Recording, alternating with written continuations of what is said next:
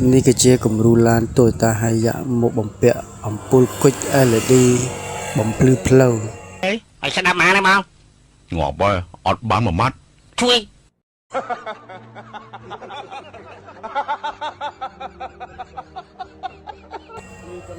នៅពេលនេះយើងបានបំពាក់រួចរាល់ហើយបាទតិចទៀតយើងនឹងយកទៅតេស្តជាក់ស្ដែងនៅលើដងផ្លូវតើកម្រិតពន្លឺរបស់វាភ្លឺបានកម្រិតណាហើយចាំមើលវាតទៅមុខទៀតវាយ៉ាងបាទពេលនេះយើងដំឡើងបានរួចរាល់ហើយក៏យើងយកមកតេស្តនៅលើដងផ្លូវជាក់ស្ដែងផងដែរបាទ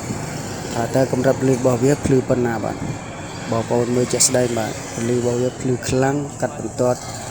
កាត់ទឹកភ្លៀងហើយមិនចង់ភ្នែកអ្នកដទៃមកបច្រាស់ផ្លូវផងដែរអុយចាំងភ្នែក